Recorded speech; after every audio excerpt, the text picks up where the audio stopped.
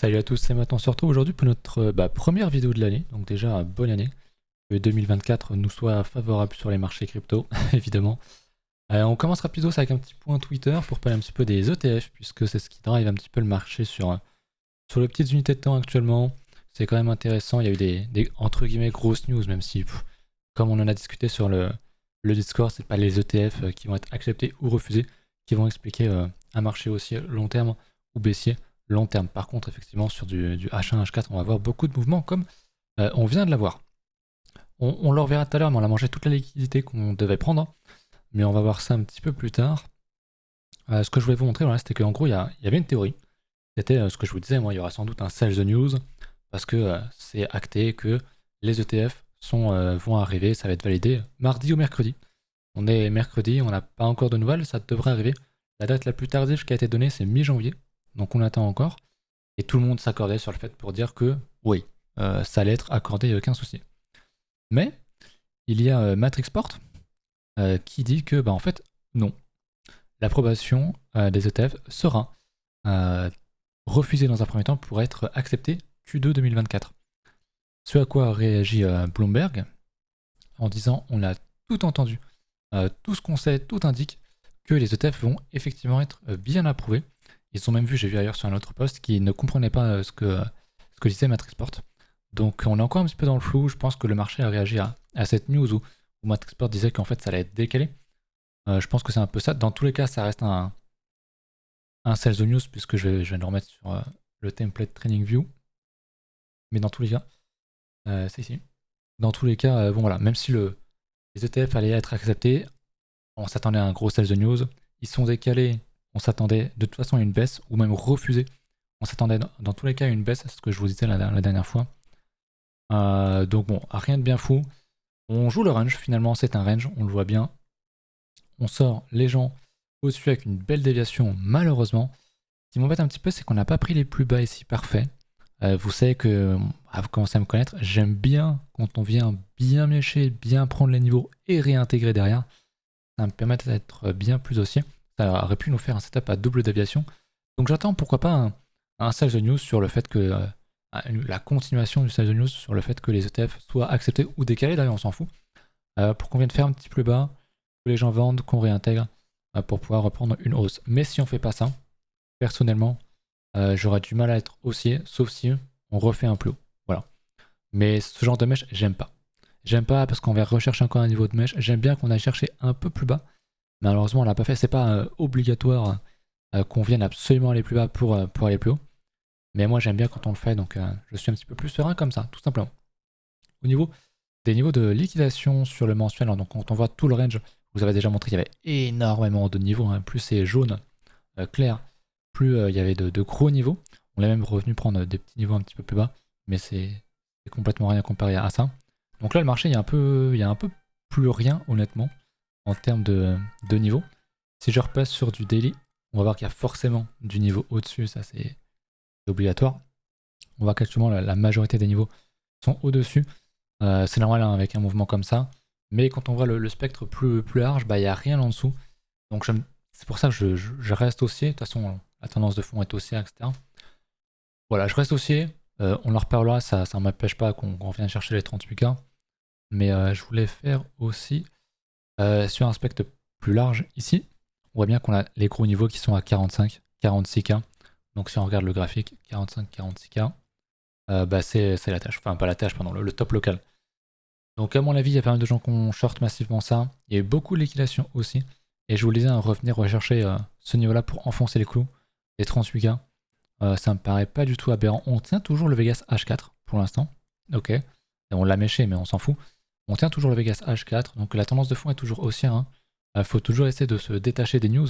C'est très dur, mais c'est quand même essentiel encore une fois. Les news, la majeure partie des news, c'est du vent, c'est pour brasser du vent, c'est pour faire parler, c'est pour manipuler, même si je suis pas à fond dans cette théorie-là, mais les gens se manipulent eux-mêmes, tu vois, je suis plus là-dedans. La majorité des news n'ont aucun effet sur les graphiques à long terme. C'est vraiment que de la réaction. Okay, comme j'ai dit, si on apprend que les ETF sont définitivement rejetés, qu'il y aura pas, que ça n'arrivera jamais après, ok, Mais c'est pas le Bitcoin, enfin les cryptos n'ont pas besoin de ça pour faire un ATH.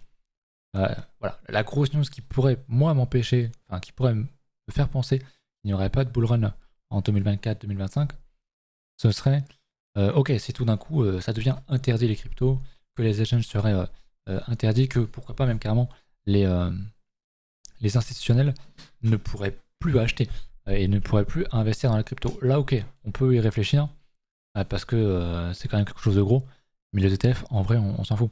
C'est une news qu'on drive depuis des mois, mais voilà, c'est tout ce qu'on a en fait, mais c'est pas quelque chose de conséquent. C'est bien, ça arrive pour le marché, ça sera très bien, mais on a toujours vécu sans ETF, on vivra sans aucun problème. Voilà pour ça, pour mon avis sur les ETF. Donc oui, il y a de la réaction, ça se voit sur du H4, du H1, etc. Mais concrètement, en hebdomadaire, on ne s'en souviendra même plus dans quelques temps. Qu'est-ce que je voulais vous montrer également? Au niveau bien sûr de l'Open Interest qui a chuté, on est passé de 8 milliards de positions, donc en dollars, d'ouvert à 6,5, donc ça fait un gros nettoyage, c'est surtout à ça que servent les news en fait, à lessiver les gens. N'oubliez pas dans quel cadre nous sommes, dans un range, et les ranges sont faits pour lessiver les gens, pour sortir les gens par le haut, par le bas, et puis reprendre la tendance, ou inverser, selon les cas. Mais les ranges, c'est là où les gens perdent le plus d'argent, puisque quand ça monte, bah, ils se contentent d'acheter, mais en faisant les singes, bah, des fois ça passe. Par contre, quand tu fais n'importe quoi dans un range, bah, en général, tu le payes très cher. Donc voilà. Lessivage, c'est un range, il n'y a pas de souci. On dézoome, on voit bien qu'en daily, on est dans une tendance qui est toujours fortement haussière. En hebdo, c'est pareil, je veux dire, la news de l'ETF va pas nous faire revenir à 20K. Il y a très très peu de chances, j'y crois vraiment pas. À moins qu'il y ait un problème de liquidité, ça arrive sur un exchange, quoi. Mais bon, en vrai, on s'en fout. Tout ça pour dire que la news, enfin la bougie hebdo est quand même pas top. On laisse une grosse mèche. Bon, il reste encore 4 jours, donc on peut largement la ravaler. Mais j'aimerais pas qu'on close comme ça ou rouge. Pour le coup, je pense qu'on pourrait aller, si c'était le cas, aller un petit peu plus bas. Rechercher les 38K, voire un petit peu plus bas. Tout simplement. On va quand même retourner là-dessus parce que j'ai pas fait le point. On va se mettre en H4, pourquoi pas. Et il n'y a personne qui suivait l'achat, il n'y avait aucun achat market là-dedans. Bon, pas grand-chose d'autre à dire, si ce n'est que le funding ne faisait que monter, monter, monter, monter. Souvenez-vous. On a un petit peu de funding en prédiction rouge. Je ne sais pas si vous le voyez, mais il y a un tout petit point rouge qui, pour l'instant, serait rouge, mais donc pas de quoi s'affoler. Par contre, si effectivement on continue à range, qu'on vient rechercher un peu bas, qu'on réintègre, et que dans toute cette phase-là, on a du funding négatif, très clairement, ça va appuyer très fortement mon sentiment haussier sur le marché. Ça, c'est sûr et certain. Mais pour l'instant, on ne l'a pas. Donc, il n'y a pas besoin de FOMO ou quoi. Pour l'instant, on est en attente. Hein. Le marché est en range, encore une fois, même si on a pris des niveaux par-ci par-là. Il n'y a pas grand-chose, malheureusement, à ajouter. Et en 12 heures, effectivement, il y a quelques niveaux en dessous. Il y a quand même beaucoup de niveaux au-dessus. C'est normal. Hein. Après un tel mouvement, je pense que c'est assez normal. Je pense pas que c'est pour cette raison-là qu'on va forcément tout ravaler dans les prochains jours. Quoique avec Bitcoin, on sait jamais, hein, ce genre de choses, on l'a déjà vu, sans aucun problème. Ce qui serait du coup extrêmement haussier. Bref, je reste méfiant, vous l'avez compris, je pense qu'on peut toujours aller chercher ma target des 48K sans aucun problème. Ça va se faire. Est-ce qu'avant on va aller chercher les 37-38K? Je sais pas. Mais je reste aussi, on est encore loin, entre guillemets, loin des 61%. Le halving, lui aussi, commence à approcher à grands pas. Donc faut se mettre en tête qu'il y a des niveaux qu'on ne reverra plus en dessous. En tout cas, il y a de très fortes chances pour qu'on ne revienne plus ici. À mon avis, c'est quasi acté. Est-ce qu'on va range? Dans quelle proportion? Est-ce qu'on va dump un petit peu? Je sais pas. Pour moi, je vous l'avais dit la dernière fois, hein, je pense qu'on va rester dans un range, dans un prix comme ça, en gros, entre 35 et 50K max, même si j'ai dit la dernière fois aussi. Hein. Jusqu'à présent, on n'a jamais fait la TH avant le halving. Pourquoi est-ce qu'on le ferait pas ici? J'en doute fortement, vraiment très fortement. Mais pourquoi pas tout péter, aller chercher les résistances et puis range pour aller péter derrière et ne jamais donner un retracement ou vraiment trop tard sur le halving ou avoir un sage de news sur le halving, ça serait. C'est déjà arrivé une fois, je crois 2014. Donc pourquoi pas à nouveau. Bref, tout ça pour dire que c'est pas parce que la dernière fois on s'est arrêté à 61.8 qu'on va forcément s'y arrêter ici et avoir un gros rejet. Encore une fois, ce qui s'est passé dans le passé n'expliquera pas le futur. Bref, on va parler des alts du coup maintenant, puisque Bitcoin on l'a fait déjà un petit peu le tour. Ether, on va se mettre en délice parce que c'est quand même assez important. On est toujours sur un range, on a pris les mèches, donc ça c'est pas très bon. On a repris, ceci dit, les mèches ici, si je trace un niveau, on voit bien qu'on est en dessous, donc c'est bien. Ce qu'il faut, c'est surtout pas casser les 1990$ ici, donc réintégrer, faire un plus bas ici. Donc on est sur le retest de ce support, pour moi c'est un niveau qui se tient, qui s'achète. En tout cas à long terme, c'est vraiment pas débile de voir ce niveau-là comme une zone d'achat.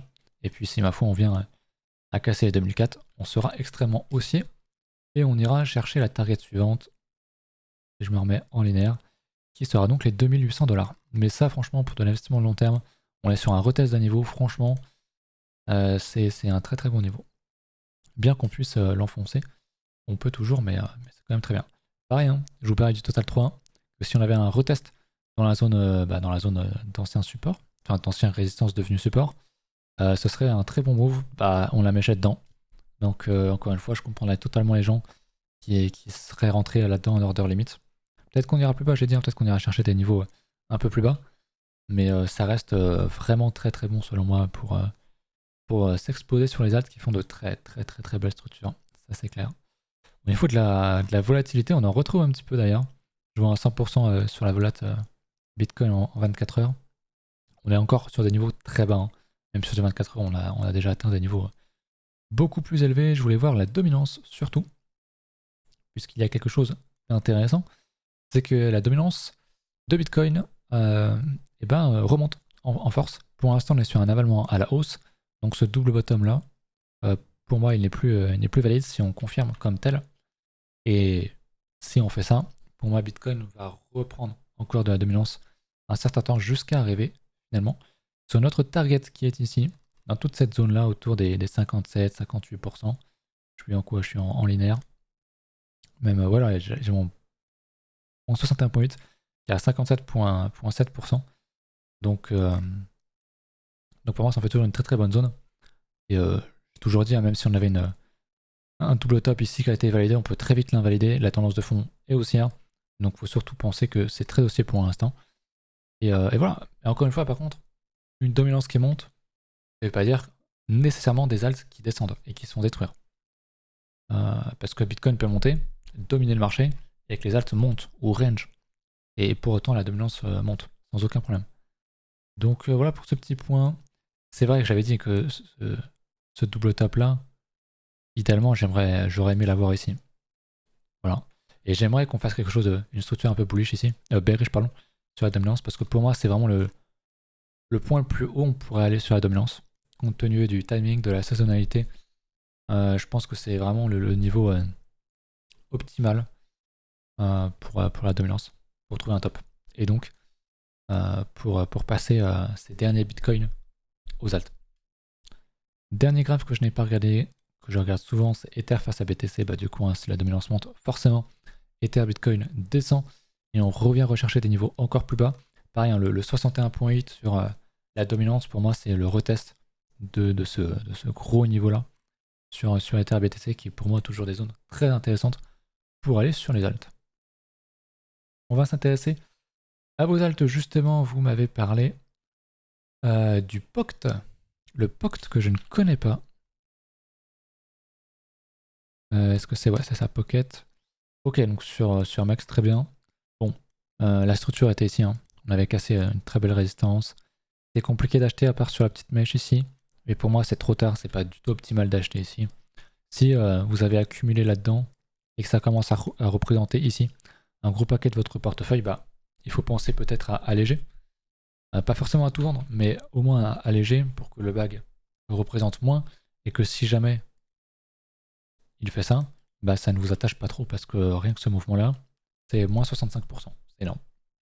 Et puis ça vous permettrait d'avoir du cash de côté pour aller sur d'autres alts aussi, ou avoir tout simplement du cash de côté pour en garder de côté. Donc très clairement, jamais de la vie j'irai in là-dedans. Vous le savez, je cherche des entrées optimales. Autant je pense qu'il ira plus haut, autant c'est la pire entrée possible, vraiment. Acheter un... Bon, il y a une structure, mais on n'a eu aucun retracement. Ça compte pas. On a fait aucune structure depuis octobre.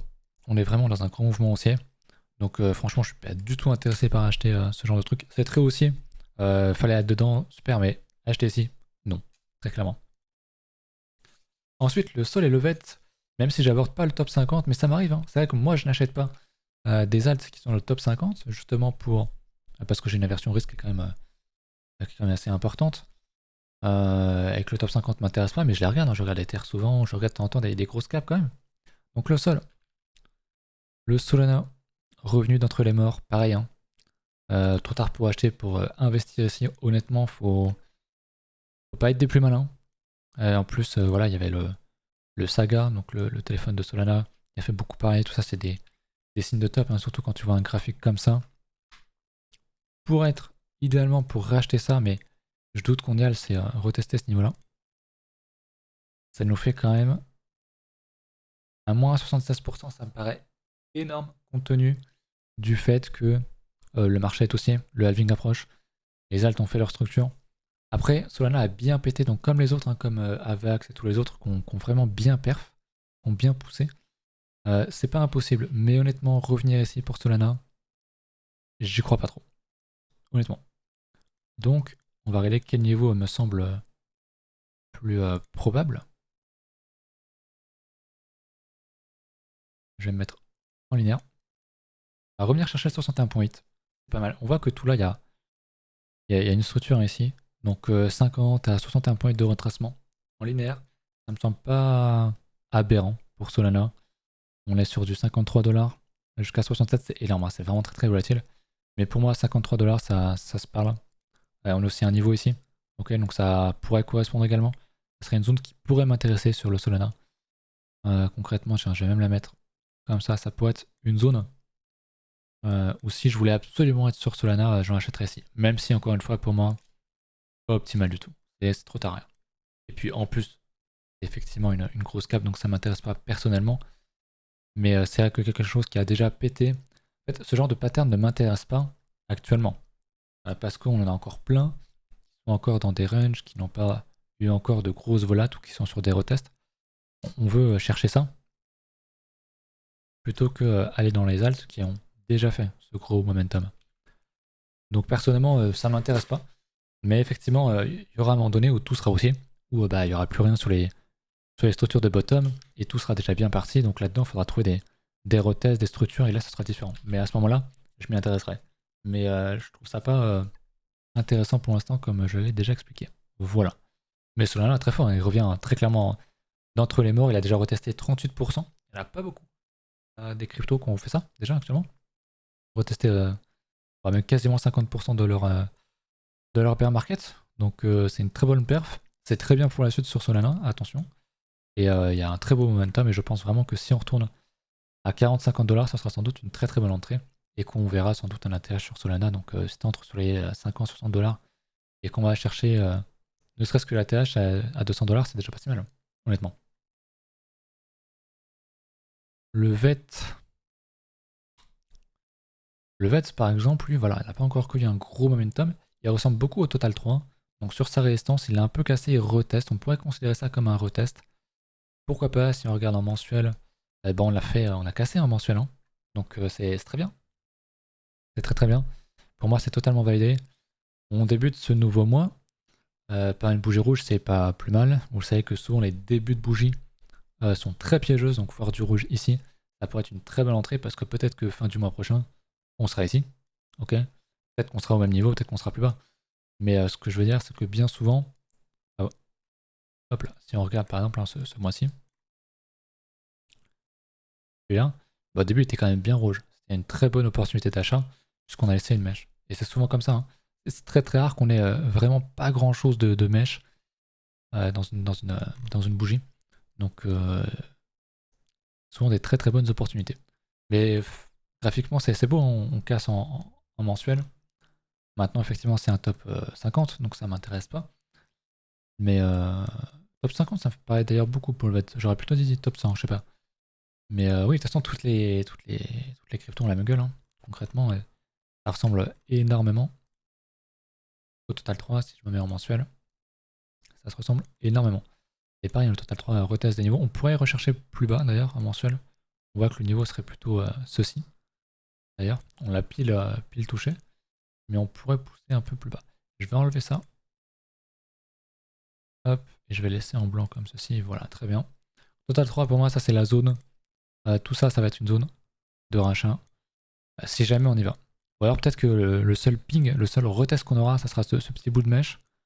Mais j'en suis pas aussi sûr que ça. Honnêtement, on a encore un petit peu de temps. Mais très clairement, je m'expose à fond sur les alts. Voilà pour ça. Est-ce que j'avais autre chose à évoquer? Je ne crois pas. On a parlé des ETF, c'est super important. Ce soir, je suis en stream, donc n'hésitez pas à venir voir. Je vais regarder où est-ce que c'est. Ici. Voir s'il y a des alts qui pètent. Il y en a évidemment pas beaucoup. Il n'y a pas grand-chose qui est vraiment dans le vert, qui surperf. Si, il y a un truc, on en a parlé tout à l'heure sur le Discord. Un vieux shitcoin, le People. Alors je connais pas du tout le projet ou quoi. Mais en vrai, très bonne perf. Hein, faire 450% en daily, alors que le marché vraiment dans le rouge, c'est suffisant, très suffisant pour en parler. Alors si jamais il y avait des gens là-dedans, pareil. Hein, vu le marché, pour moi c'est un sell. C'est un gros TP. Pour remettre sur les alts qui sont encore sur ces niveaux-là. Ou pour avoir du cash de côté. Ça c'est très clairement un accident de richesse. Donc faut pas trop odd trop longtemps. Surtout si ça représente beaucoup de son portefeuille. C'est ma manière de faire, je précise. Dernier point, et non des moindres, au niveau. Pas le CAC 40, je crois que c'était le dollar. Je me suis dit c'est bizarre, ça ressemble pas du tout à ce que je connais. Voilà, on a le fameux retest hein, qu'on devait avoir sur le retest, sur le support, pardon. Donc le dollar remonte. On est toujours dans le range, on est toujours dans le scénario où selon moi on va casser par le bas parce qu'on a un setup, on a un range à double déviation. Ok, donc on ravale le TD9 qui était en plus une très belle bougie, on laisse une très belle mèche. On ravale, c'est très bien, mais même si on zoome en daily ou en H4, on voit que la tendance est quand même toujours baissière. Ok, on n'a pas cassé ce niveau-là. Donc aucun souci, pour moi c'est plus des opportunités qu'autre chose. Au niveau des indices, du coup, bah, on l'a fait un ATH, mais on a l'air de le ravaler, ce qui est pas très bon.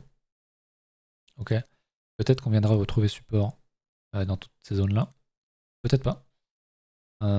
Pour être vraiment haussier et entre guillemets acheter entre guillemets les yeux fermés, il faudrait qu'on reconfirme ou qu'on vienne rechercher plus bas et qu'on fasse des structures, etc., qui auraient des choses à acheter.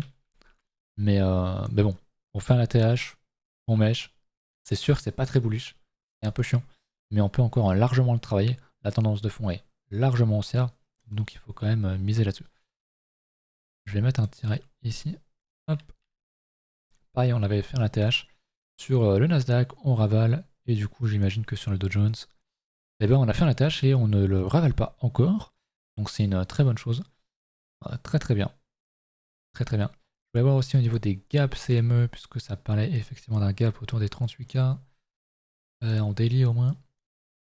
On n'a pas ravalé ce gap. Je l'avais noté d'ailleurs, j'avais oublié. Gap à 39, entre 39 et 40K. Pourquoi pas hein, typiquement sur le scénario où je vous expliquais qu'on vienne du coup faire une déviation ici, en refaire une ici, et donc réintégrer. Ça serait pas mal, honnêtement. Donc je suis pas en mode to the moon, to the moon, to the moon là maintenant tout de suite, comme j'ai pu l'être plus tôt. Parce que j'aime vraiment pas cette mèche. On ravale pas mal, c'est cool. Et si on commence à faire ça, bah franchement, c'est aussi, hein, y a pas de souci. On ira chercher les 48K. Mais cette mèche là, honnêtement, elle serait allée un poil plus bas. Ah, j'aurais été bien. Mais j'aime pas du tout ce que j'ai là. À tort, hein, sans doute, mais c'est mon biais perso, en tout cas, c'est comme ça que je vois les graphes. Tout simplement. Et écoutez, je pense qu'on est pas mal. On est sur une vidéo de 24 minutes. C'est suffisant à mon avis. J'espère que vous avez kiffé la vidéo. Venez ce soir en stream. Et puis à ce soir. Salut.